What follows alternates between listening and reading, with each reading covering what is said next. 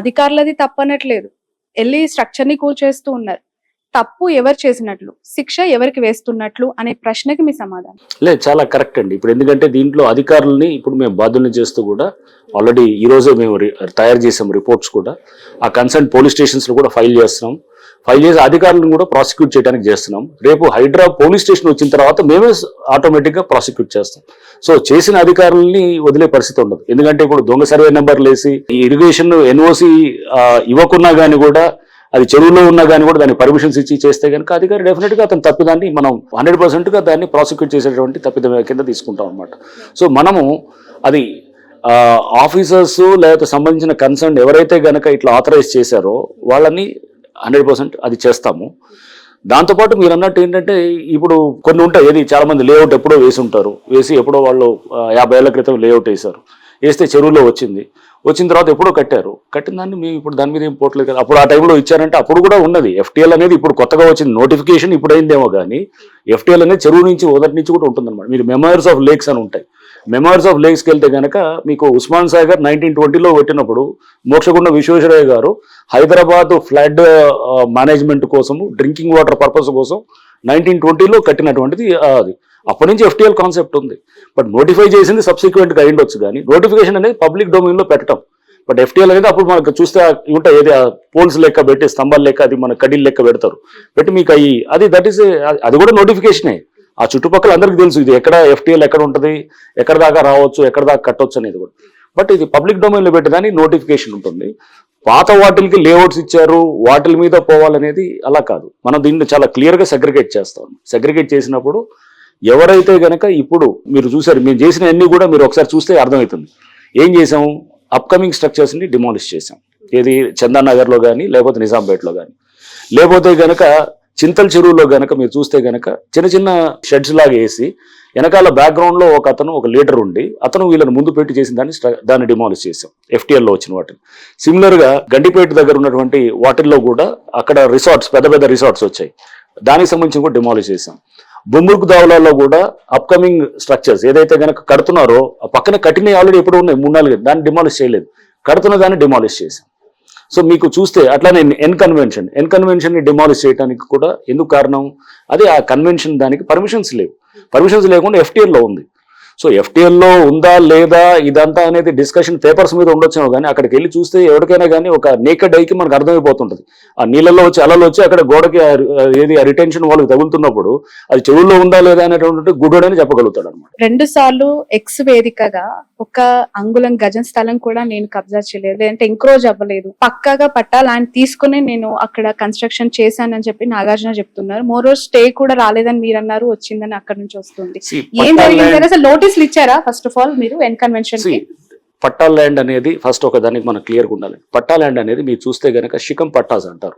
అంటే దాన్ని శిఖం పట్టాలంటే ఏంటంటే చెరువు ఉంటుంది, చెరువులో శిఖం పట్టా అంటే కనుక చెరువులో డెడ్ స్టోరేజ్ వచ్చినప్పుడు, అంటే డెడ్ స్టోరేజ్ అంటే ఏంటి, బేసిక్ కొంతవరకే ఉంటుంది వాటర్, మిగతాది వాటర్ ఉండదు. ఎప్పుడు వస్తుంది డెడ్ స్టోరేజ్ అనేది, ఖరీఫ్లో వర్షం వస్తుంటుంది, రబీకి వచ్చేటప్పటికి వాటర్ తగ్గిపోతుంది, తగ్గిపోయినప్పుడు అప్పుడు ఒక పంటను వేస్తారనమాట. దాన్ని ఏక్ ఫసలి అంటారనమాట, మన మామూలు పాతకాలంలో కూడా ఏక్ ఫసలి అనేది. సో అంటే శిఖం పట్టాలో వ్యవసాయం చేసుకోవడానికి ఇచ్చినటువంటిదే, అంటే అగ్రికల్చర్ పర్పస్కి అక్కడ ఆ భూమి ఉంటుంది. సో పట్టాలంటే ఇప్పుడు మీకు ఉండొచ్చు ఒక చెరువులో, సపోజ్ మీకు ఒక చెరువు దగ్గర ఏదో చెరువు దగ్గర మీకు పట్టా ఉంది, మీరు పట్టాన్ని నాకు అమ్మొచ్చు, నేను కొనుక్కుంటాను, నాకు రిజిస్టర్ అవుతుంది. రిజిస్టర్ అయిన తర్వాత నేను దేనికి వాడాలి, కేవలం ఇరిగేషన్ అంటే వ్యవసాయం వరకే వాడాలి, స్ట్రక్చర్స్ రేస్ చేయడానికి కాదు. దాంట్లో చేయకూడదని చాలా స్పష్టంగా ఉంటుంది అనమాట. సో నేను స్ట్రక్చర్స్ పట్టా ఉండొచ్చేమో కానీ బట్ స్ట్రక్చర్స్ లేవు కాబట్టి పర్మిషన్ ఇవ్వలేదు GHMC. మరి 15 ఏళ్ళ నుంచి ఎందుకు పర్మిషన్ రాలేదంటే దానికి చెప్పాలి కదా ఆన్సర్. సో 15 ఏళ్ళ నుంచి ఎందుకు పర్మిషన్ రాలేదు, BRSలో ఎందుకు కాలేదు, బిల్డింగ్ రెగ్యులేషన్ అనే దానికి కూడా ఆన్సర్ ఉండాలి కదా. సో అది పట్టా ఉండొచ్చేమో కానీ but it is not meant for raising structures. పెళ్లిళ్ళు ఈ రోజు ఒకటి రేపు ఒకటి ఉన్నాయి, ఆ పెళ్లిళ్ళు చేసుకోవాల్సిన వాళ్ళు వచ్చి అక్కడ చాలా గోల చేశారు అనేది నిజంగానే. ఆ ఇంటీరియర్స్ కావచ్చు, ఏసీస్, లైట్స్, అక్కడ ఉన్న కొన్ని గూడ్స్ లైక్ సోఫా సెట్స్ అవన్నీ కూడా వాళ్ళకి ఆ ఓనర్ అనే వారికి అథారిటీ ఉంటుంది, కొనుక్కొని అందులో పెట్టుకుంటారు. నోటీస్ ఇవ్వటం వల్ల ముందస్తుగా అవి వాళ్ళు క్లియర్ చేసే అవకాశం ఉండేది కదా. సో పూర్తిగా అక్కడ నోటీస్ ఇచ్చామండి. నోటీస్ ఇవ్వలేదని ఎందుకు అనుకుంటున్నారు, నోటీస్ ఇచ్చాము, we have followed the due process. వాళ్ళు ఆ డ్యూ ప్రాసెస్ మేమంతా ఫాలో అవుతూనే వాళ్ళకి మధ్యాహ్నం కల్లా స్టే తెచ్చుకోగలిగారు. సో మీరు ప్రాసెస్ ఫాలో అవుతూనే చేస్తాం. సి కొంతమంది ఒకళ్ళిద్దరికి ఇబ్బంది అయి ఉండొచ్చు, వాళ్ళకి మ్యారేజెస్ ఇబ్బంది అయిందంటే కనుక మీకు బెంథమ్స్ థియరీ ఆఫ్ యూటిలిటేరియన్ ప్రిన్సిపల్ అని ఒకటి ఉంటుంది. బెంథమ్స్ యూటిలిటేరియన్ ప్రిన్సిపల్ ఏంటంటే maximum good for maximum people అనమాట. అంటే ఎక్కువ మందికి మంచి చేసేది అది కావాలన్నమాట. ఒకళ్ళిద్దరు నష్టపోతారని చెప్పేసి 99% మంచి చేసేదాన్ని ఆపరనమాట. సో ఒకళ్ళిద్దరు అనే దానికి డెఫినెట్గా వాళ్ళకి దానివల్ల నష్టం అయి ఉండొచ్చేవో కానీ నేను కాదనలేను. వాళ్ళ మ్యారేజ్ పెట్టుకునే దానికి డిస్టర్బ్ అయి ఉండొచ్చు. బట్ దానివల్ల ఓవరాల్గా మీకు సమాజం మీద వచ్చినటువంటి ఇంపాక్ట్ కూడా మనం చూడాలన్నమాట. ఏదైనా డిపార్ట్మెంట్ సంచలనాల డిపార్ట్మెంట్ మీకు వస్తుందా, లేదంటే మీ చేతిలోకి వచ్చినాక ఆ డిపార్ట్మెంట్ సంచలనం అవుతుందా?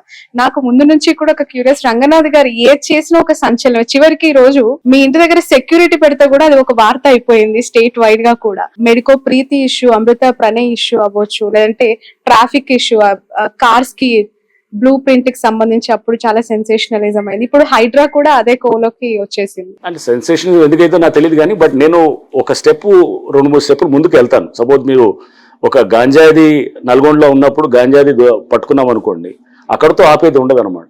దాని సోర్స్ అయినటువంటి ఏఓబి ఏరియాలోకి వెళ్ళి మేము అప్పుడు ఫైరింగ్ చేయడం జరిగింది అనమాట. చేసినప్పుడు అది సెన్సేషన్ అంటే ఏంటంటే రూట్స్కి వెళ్తాం. రూట్స్కి వెళ్ళినప్పుడు న్యాచురల్గా దానికి వల్ల అంటే ప్రాబ్లమ్ని అక్కడ చూడకూడదు సూపర్ఫిషియల్గా. దాని నెక్స్ట్ 3-4 స్టెప్స్ లోపలికి వెళ్తే కనుక అసలు సమస్య అక్కడ ఉంటుంది అనమాట. ఇప్పుడు హైడ్రా కూడా ఎందుకు disaster management, asset protection 2 components ఉంటాయి.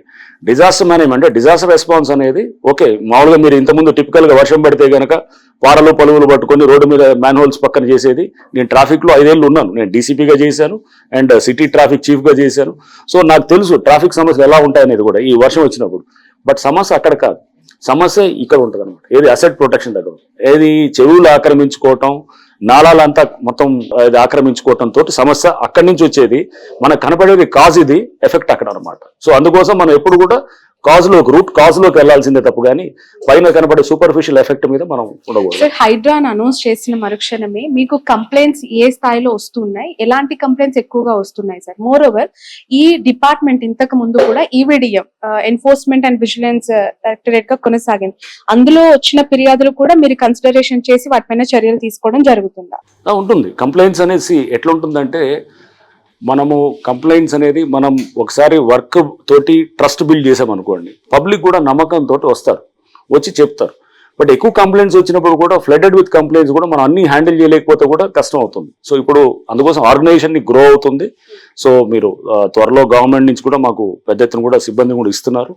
అదంతా కూడా బహుశా ఇట్ టేక్స్ అబౌట్ నేను అనుకోవటం ఒక 15 రోజులు 1 monthలో అంతా అవుతుంది. అయ్యేటప్పటికి ఇంకా మాకు మోర్ నెంబర్ ఆఫ్ టీమ్స్ రావటము, more number of complaints handle చేసే మెకానిజం వస్తున్నప్పుడు ఇది ఉంటుంది. బట్ కంప్లైంట్స్ ఆటోమేటిక్గా ఐ టేక్ ఇట్ యాజ్ ఒక మీకు అంటే ఫర్ ఇన్స్టెన్స్ వరంగల్ వెళ్ళాను నేను. వరంగల్ పోలీస్ కమిషనర్కి వెళ్ళినప్పుడు ఫస్ట్ వెళ్తే ఎవరు లేడు, అసలు ఒకళ్ళిద్దరు కూడా రావట్లేదు. ఎప్పుడైతే మనం ఒక 5 కేసులు 10 కేసులు హ్యాండిల్ చేసే విధానం చూసినప్పుడు పబ్లిక్ ట్రస్ట్ అనేది నమ్మకం కలిగితే కనుక న్యాచురల్గా అక్కడ ఇక రోజుల తరబడి క్యూలు పెట్టి వచ్చేవాళ్ళు, అంటే వ్యవస్థలో ఎక్కడో చోట పరిష్కారం దొరకాలని కోరుకునే వాళ్ళు ఉంటారు అనమాట. వాళ్ళకి ఎక్కడో ఒక రే ఆఫ్ హోప్, అంటే ఒక చిన్న ఎక్కడో ఆశ అనేది కనపడినప్పుడు వాళ్ళు వెల్కమ్ అండ్ దాన్ని నిలబెట్టుకోవడానికి ట్రై చేస్తాం. సో నేను చేస్తానని నేను అనట్లేదు కానీ ఓ ప్రయత్నం అయితే, గట్టి ప్రయత్నం అయితే చేస్తాం. ఆ చేసే క్రమంలో ఇప్పుడు ఎక్కడున్నా కానీ కూడా ఇప్పుడు కంప్లైంట్స్ వస్తున్నాయంటే కనుక ఐ టేక్ ఇట్ ఒక మంచి పరిణామంగానే తీసుకుంటాను. ఐ డోంట్ సే దట్ దాన్ని నెగిటివ్గా తీసుకోను. జనాలకు ఓకే ట్రస్ట్ మనం బిల్డ్ చేస్తున్నాం ఏమో అని అనుకుంటాం, ఇంకా జాగ్రత్తగా బిల్డ్ చేయాల్సిన అవసరం ఉంటుంది. ఎందుకంటే ఆ బాధ్యత ఇంకా మనం జాగ్రత్తగా తీసుకెళ్ళాలి. ఎందుకంటే ఇంతమంది నీతో నమ్మకంతో వచ్చినప్పుడు నువ్వు దాన్ని ఇంకా ముందు తీసుకెళ్లాలంటే ఇంకా నమ్మకంగా పనిచేయాల్సి వస్తుంది. హైడ్రా అనేది ఒక్కసారి ఏర్పాటు చేసిన తర్వాత ఇది ఒక పొలిటికల్ హైడ్రామాగా మారిపోయిన పరిస్థితి. కౌంటర్స్ రీకౌంటర్స్ అనేక పార్టీస్ నుంచి కూడా కొనసాగుతూ ఉన్నాయి. ఒక పార్టీ వాళ్ళు అంటున్నారు మిమ్మల్ని సంకిలం చెరువు పైన నిర్మించిన ఎడ్యుకేషనల్ ఇన్స్టిట్యూట్స్ ఎంఐఎం కి సంబంధించి కూల్ చేసే దమ్ముందా అని మిమ్మల్ని ప్రశ్నిస్తున్నారు. మరొకరు అంటారు నాది తప్పు ఉంటే నేను అక్రమంగా కడితే వచ్చి కూల్ చేయండి అని ఇంకోరు చెప్తున్నారు.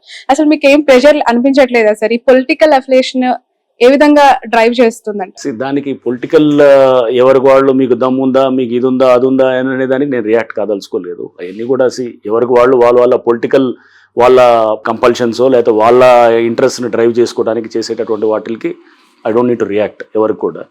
సో మాకు అక్కడ చేసేటప్పుడు ఒక పద్ధతి క్రమం బట్టి పోతాము.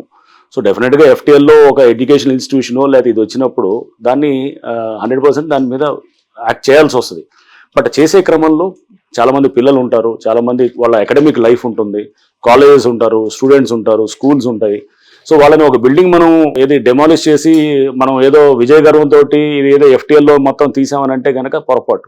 ఆ FTL లో చెరువును పరిరక్షణ అందింపడటం పిల్లల అకాడమిక్ లైఫ్ ని కూడా మనం జాగ్రత్తగా చూసుకోవాల్సిన అవసరం ఉంటుంది. అంటే సార్ అలానే వదిలేసేది కాదు, మనం ఒక టైం ఫ్రేమ్ ఇవ్వాలి, ఇచ్చేసి వాళ్ళకు ఒక 6 months అకాడమిక్ ఇయర్ అయిపోగానే డెఫినెట్ గా అప్పుడు దిల్ బి లైబుల్ ఫర్ ఇది వెకేట్ చేసేటట్టు కూడా ఉండాలి. సో హైడ్రా కూడా హ్యూమానిటేరియన్ గ్రౌండ్స్ ఉన్నాయి, ఆ కోవలోకి వర్తిస్తుంది, చూస్తుంది అంటారు. హైడ్రా అనేది ఫైనల్ గా మనుషులతోటి నిండి ఉంటుందండి. హైడ్రా అనేది ఒక మాన్స్టర్ ఏం కాదు, సో మనుషులతోటే ఉంటుంది. అగ్రెసివ్నెస్ చూసిన తర్వాత పేదవాళ్ళని ఎందుకు టార్గెట్ చేయమంటున్నాము? చిన్న చిన్న ఎప్పటి నుంచి వచ్చిన వాళ్ళు ఎందుకు టార్గెట్ చేయమంటున్నాము? ఎందుకు ఓన్లీ రిసార్ట్స్ నో లేకపోతే కమర్షియల్ గా ఉండేవాళ్ళు లేకపోతే ఎవరో దాన్ని ఒక అంటే ఎఫ్లూయెంట్ సెక్షన్స్ ఎందుకు టార్గెట్ చేయాలనుకుంటున్నాం అంటే దీంట్లో డిఫరెన్షియేట్ చేయాలి. అందరినీ ఒకే తీసుకురావడం అనేది ఇట్స్ నాట్ కరెక్ట్ కాదు. గవర్నమెంట్ కూడా ఆ విధంగానే ఇంటెంట్ తోటే ఉంది. అండ్ నేను కూడా ఆ విధంగా పనిచేస్తానని నన్ను ఇక్కడికి తీసుకొచ్చినట్టు అంటే ఎప్పుడు ఒక పాలసీ అనేది ఉన్నప్పుడు దానికి రెండు వైపులా కూడా మనం జాగ్రత్తగా ఆలోచన చేయాలి. అండ్ ఇది సామాన్యులకి లేకపోతే పేదవాళ్ళకి ఇబ్బందికరమైన పాలసీని తీసుకొచ్చి మనం చేయటం అనేది కాదు.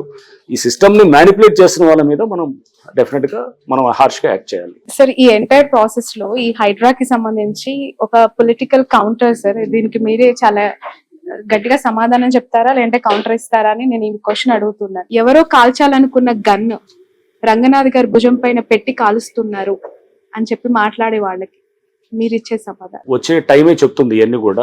అది నా భుజం మీద నుంచి పెట్టి కాలుస్తున్నారా లేదా లేకపోతే అసలు పబ్లిక్ గుడ్ కోసం చేస్తున్నారా మీకే అర్థమవుతుంది. So time only will tell, మీరే చూస్తారు కదా.